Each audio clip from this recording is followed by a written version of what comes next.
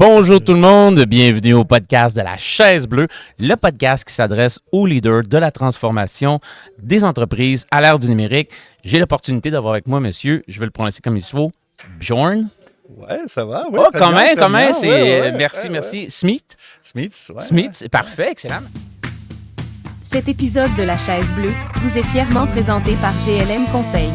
Acolyte de la transformation dans votre entreprise à l'ère du numérique. Merci beaucoup de vous être déplacé au Canada. J'ai écouté la conférence que vous avez donnée sur l'initiative qu'on a vue de Photon Delta. Oui, c'est ça. Je vais le prononcer comme il faut aussi. J'adore L'initiative, puis avoir vu l'intérêt de partir d'un 2,4 millions, puis amener ça à un portefeuille d'investissement, c'est exponentiel comme croissance. Mais avant de parler affaires, j'adore connaître les humains derrière. Tu sais, Bjorn, d'où venez-vous? Alors, moi, je viens des Pays-Bas, OK. Eindhoven. Je ne sais pas si vous connaissiez. C'est une ville, ancienne ville de Philips. Philips, OK. Je pense qu'il y a pas mal de monde qui connaissent. C'est marqué sur ma brosse à dents, honnêtement. Voilà, là. exactement, voilà. OK. Et moi, je viens de là-bas. J'ai déménagé l'année dernière aux États-Unis. Du coup, maintenant, je suis basé à Silicon Valley, à San Francisco. Oui. Ouais. Puis, vous êtes né là-bas, vous avez été à l'école là-bas. Non, pas du tout. Pourquoi votre français est aussi bon? Pour vrai, dans ma tête, vous parlez le néerlandais là-bas, mais j'imagine multilingue. Oui. Qu'est-ce qui fait que le français est aussi bon de votre côté? Alors, pendant que j'étais jeune, mon père, il devait bouger souvent pour le travail. Du coup, on a vécu en France aussi. OK. On a vécu à Singapour. On a vécu pas mal d'endroits.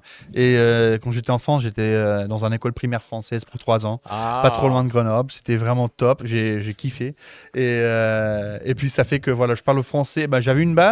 Et après, quand j'ai fait les études, j'ai décidé de continuer, investir du temps là-dedans. À l'étranger, d'être à l'étranger. Du coup, je suis allé en Chine, j'ai appris le chinois. Je suis rentré en France pour un échange avec une université. OK. Et j'ai rencontré ma femme là-bas. J'ai commencé à travailler pour une boîte française qui m'ont après envoyé encore une fois à Singapour.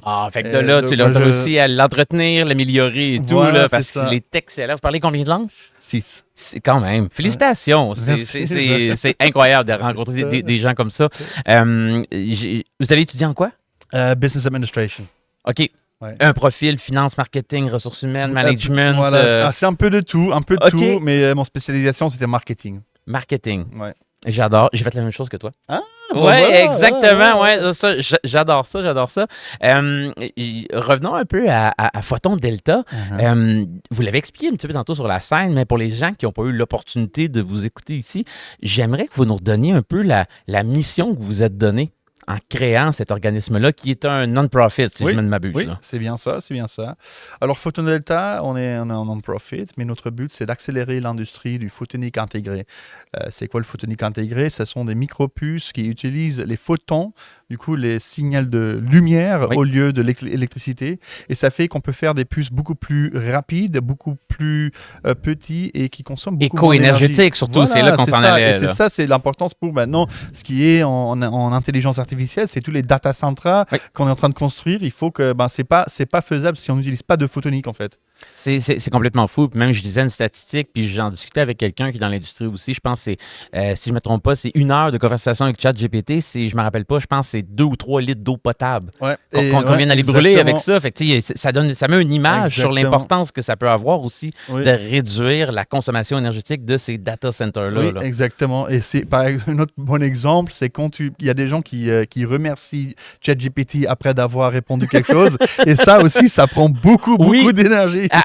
Absolument. Il y avait des statistiques aussi. Je ne me rappelle pas qui en parlait. J'ai entendu ça il y a un mois. Puis finalement, même c'est une grande entreprise qui voulait donner des règles du jeu à son équipe. Puis ils ont dit finalement, vous pouvez continuer à le faire pour garder l'humanité aussi dans tout ce qu'on fait avec les AI au day-to-day. Mais il y avait vraiment un incitatif. Exagérez pas quand même. Là, non, parce que il s'en balance, quoi. Là, c'est vraiment pas essentiel.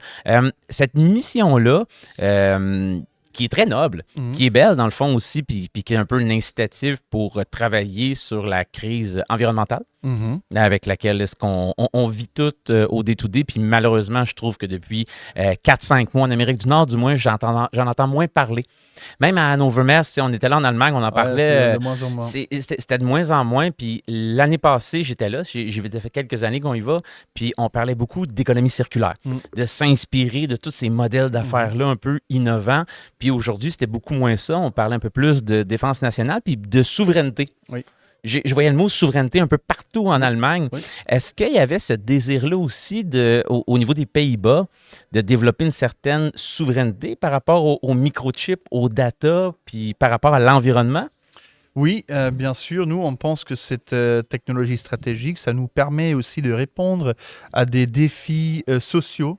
Par exemple, la consommation d'énergie dans les data centers, mais aussi, par exemple, les biosenseurs qui peuvent nous permettre de détecter des maladies très tôt chez les patients à la maison, par exemple.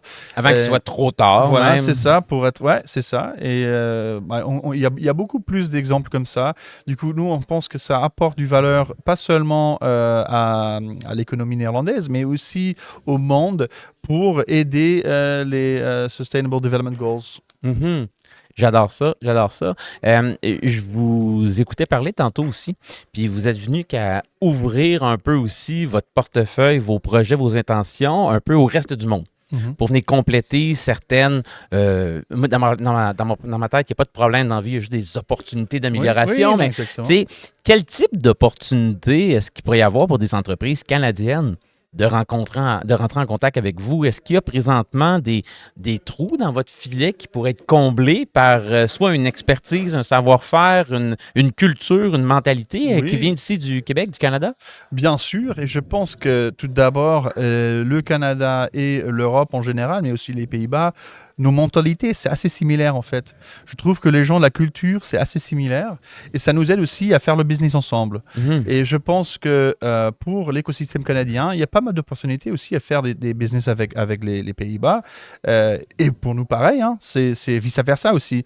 Ah, c'est donnant-donnant, là, absolument. Ouais, exactement. Là, ça, c'est sûr. Exactement, parce qu'après, je pense que tout d'abord, le marché pour les puces photoniques, c'est un marché mondial. Oui. C'est pas un marché local.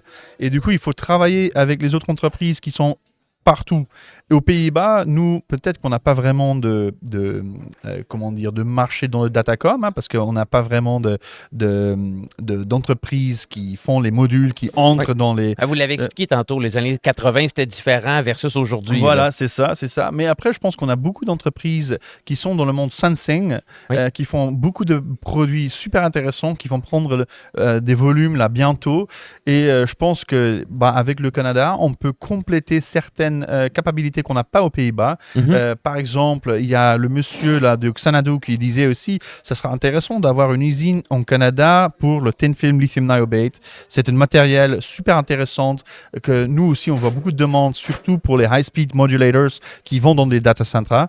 Et par exemple, ça serait quelque chose de super intéressant pour nous. De partager ces actifs-là, dans le fond. Là. Ouais, de utiliser ça si jamais ça existe en Canada. Ou par exemple, vous avez beaucoup de connaissances aussi en packaging, tout ce qui est dans le back-end de la production. Et là aussi, on peut travailler ensemble. Et puis, je pense qu'en Canada, vous avez des entreprises qui répondent aux certains besoins dans le marché, qui créent des produits, des applications que nous, on ne sait pas faire, mais on peut vous aider à développer ces produits avec la technologie qu'on a chez nous.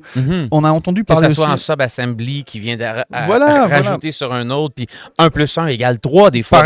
Par exemple, on a entendu aussi parler le monsieur qui disait le heterogeneous integration, que ça veut dire l'intégration des matériaux différents pour faire le puce final.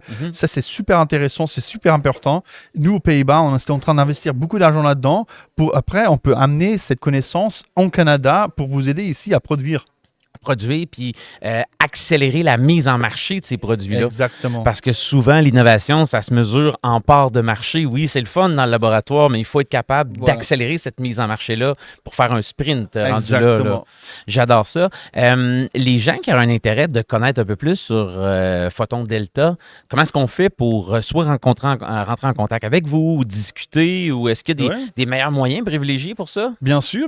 Vous pouvez aller sur notre site web, c'est www.photon.com. www.photondelta.com. Sinon, aussi, vous pouvez venir en contact avec moi direct. Vous pouvez me chercher sur LinkedIn, Jorn Smith. ouais, ok. Et sinon, aussi, vous pouvez m'envoyer un email à jorn@photondelta.com. Oui. Et moi, je suis toujours ravi de vous répondre. Je suis basé à San Francisco, comme je disais. Du coup, il y a un peu de décalage horaire. Oui. Mais avec l'équipe qu'on a aussi aux Pays-Bas. Ici, au Canada, je pense que c'est 4 Ouais, heures environ. 3 heures, du coup, ça va. Hein, c'est mieux qu'aux Pays-Bas. Parce que oui. sinon, ouais. Là, c'est 9 heures avec les Pays-Bas, j'imagine, environ. Ouais. Il faut se lever tôt, là. Il faut se lever tôt. Ça, c'est... Pourquoi la Silicon Valley? Parce qu'on a fait une analyse du marché pour les puces photoniques et on s'est dit que quand même 30-40% du marché est là-bas. Oui. C'est parce que en fait là-bas il y a beaucoup d'activités dans les data centers pour tout ce qui est intelligence artificielle. Oui. Et c'est là où il y a les entreprises qui décident l'architecture de ce qu'ils veulent avoir dans leurs components. Oui. Et c'est pas les seulement... GAFA de ce monde un peu qui sont là, qui dictent un petit peu c'est quoi les besoins qu'ils vont Voilà, avoir pour... Voilà, parce que là-bas, il y a les hyperscalers, du coup, ceux qui construisent les data centers, par exemple Google, Meta, AWS, Microsoft, ils sont tous là. Et après, il y a les gens là-bas aussi qui décident. Et du coup, il y a tout cet écosystème autour des fournisseurs qui répond à leurs besoins. Il y a ça, il y a les investisseurs, il y a aussi le talent, il y a tout en fait. Et c'est pour ça qu'on voit le bon pouls du marché puis les bons contacts, le networking, voilà, c'est là que ça se passe. C'est ça, c'est là que ça se passe. Et avec, comme tu disais, le 9 heures de décalage horaire, c'est très compliqué d'entrer dans le marché si tu n'es pas là.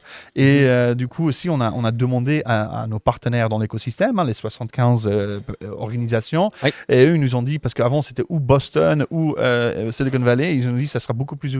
Silicon Valley. Voilà, là. Silicon Valley. Et depuis là-bas, il faut que tu vas... tu promènes après, là, puis... en Canada, comme aujourd'hui.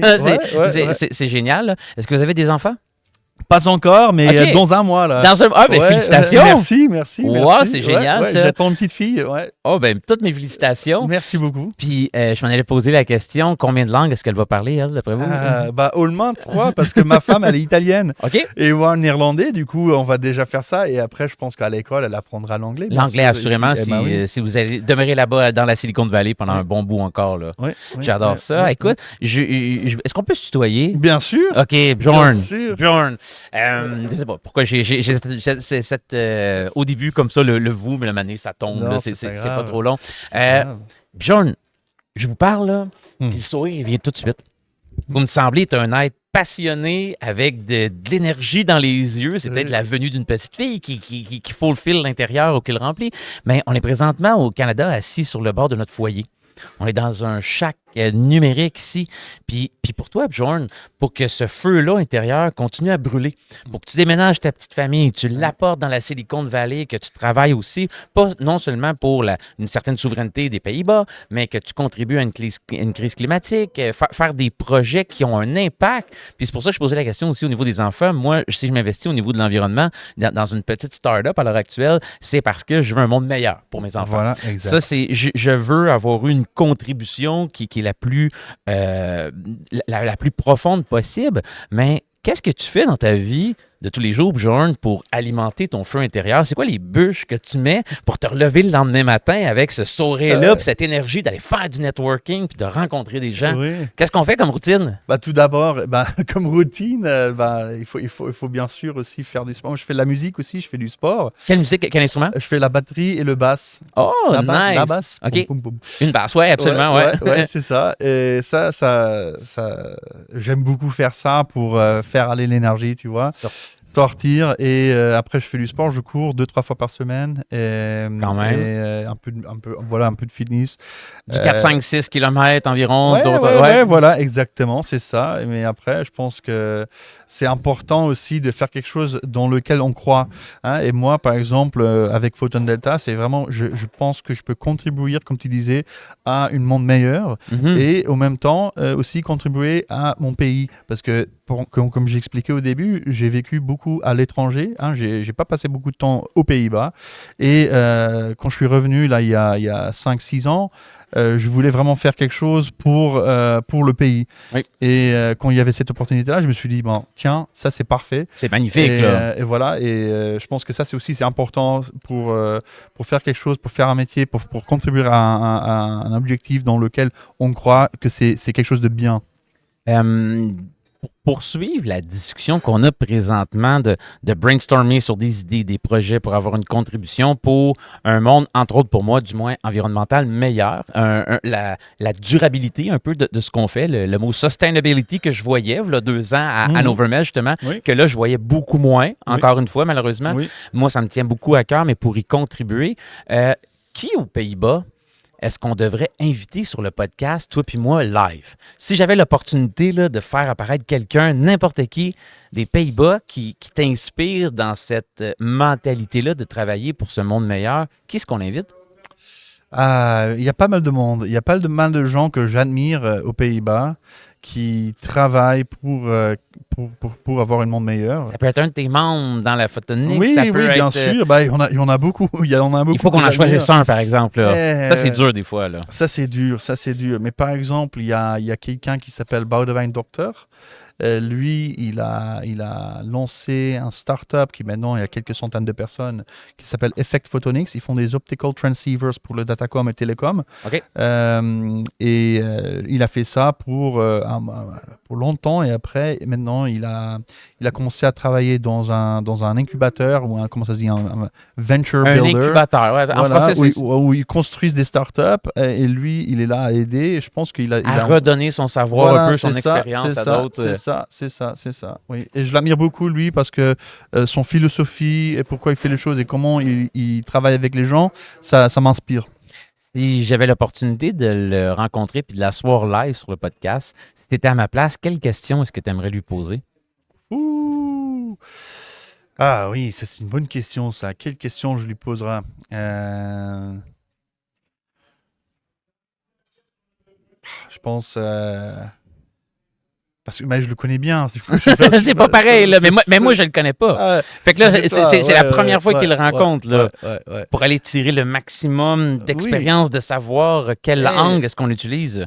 Il faut que tu lui demandes sa vision sur cette technologie et qu'est-ce qu'on a besoin de le monde pour accélérer et pour arriver à un monde où ces défis sociaux, on peut les combattre avec cette technologie. Parce que moi, je pense que bien sûr, il faut aussi adapter nos habits, il faut qu'on consomme moins, mais c'est compliqué de changer les habitudes des personnes. C'est depuis la Deuxième Guerre mondiale que on consomme, puis le système économique est basé sur la croissance. Voilà, tu vas voir ton banquier, c'est quoi la croissance? Je vais consommer plus, inquiète-toi pas, pendant encore 20 ans, toujours plus. Fait que notre paradigme de société, du moins en Amérique du Nord ici, je connais moins en Europe, mais pour moi, elle est conçue comme ça. Oui, non, et c'est pareil chez nous. J'imagine. Mais je pense que l'innovation peut aider parce que de changer les habitudes des personnes, c'est compliqué, et même si ça sera nécessaire au bout d'un moment. Mais l'innovation nous permet quand même de aider ce monde dans lequel on a besoin. Parce qu'au final, ça sera pas le monde qui va finir mal, mais ce sera nous qu'on va finir mal. Et pour nous donner un peu plus de temps pour devenir à des nouvelles stratégies ou de changements dans nos systèmes économiques, peut-être qu'il faudra utiliser plus d'innovation. Et pour ça, il faut l'aide du gouvernement, il faut l'aide des entreprises, des universités et de tout le monde qui a de l'énergie, qui est passionné par la technologie. Est-ce que pour que cette technologie... Dans la question par rapport à cet homme-là, j'ose pas prononcer son nom, j'ai entendu... Boudewijn Doctor, oui. Boudewijn Doctor. Oui. OK, c'est bon. Qu'est-ce que je lui sers à boire? Comment? Qu'est-ce que je lui sers à boire si on discute? Parce que là, on va philosopher une bière. Ça. OK, parfait. On boit tous du bière. C'est de la bière, là. C'est parfait, ça. On fait qu'on start ça un petit peu avec une blonde plus relax, blonde, puis après, on augmente. Une petite bière, ça passe toujours bien. J'adore ça. Voilà. Fait que si j'ai l'opportunité d'aller aux Pays-Bas, si ça donne, puis que je croise son chemin, ça sera une bière que je vais lui offrir pour aller philosopher sur ces points-là. Une des choses que je constate présentement un peu au Québec, c'est pour moi, pour plusieurs gens dans l'industrie, le projet de société, il n'est pas encore clair nécessairement, la stratégie. Est-ce que tu dirais qu'aux Pays-Bas, à l'heure actuelle, c'est précis la stratégie pour justement avoir un projet de nation pour contribuer à ces enjeux-là? À quels enjeux, excuse-moi? Les enjeux autant de société, Oui. les enjeux comme ça, ok. sur lesquels est-ce que voici nos forces. Oui, Nous, on oui. va se concentrer Oui. pour être les meilleurs au monde là-dedans, Oui. puis voici comment on va contribuer avec le reste de la planète. Oui, je pense oui et non. On avait quelque chose, on avait un outil qui s'appelle le National Growth Fund, dans lequel j'ai parlé là dans ma présentation. OK? Mais avec le nouveau gouvernement néerlandais, malheureusement, ils ont annulé tous Fait que tous les ça- projets futurs. Voilà, et c'est ça un peu le problème, c'est tout ce qui est, comment ça s'appelle là,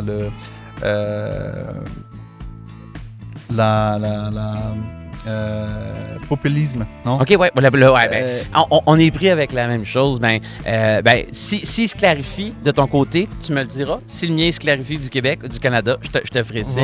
voilà, ouais. Bjorn, merci beaucoup d'avoir passé Merci au podcast à toi La de Chaise Bleue. m'inviter, c'est sympa, j'ai vraiment Ça me adoré. fait plaisir, puis je te Ouais. souhaite une super belle journée ici. Merci beaucoup, Bye bye. merci. Cet épisode de La Chaise Bleue vous a été présenté par GLM Conseil. Acolyte de la transformation dans votre entreprise à l'ère du numérique.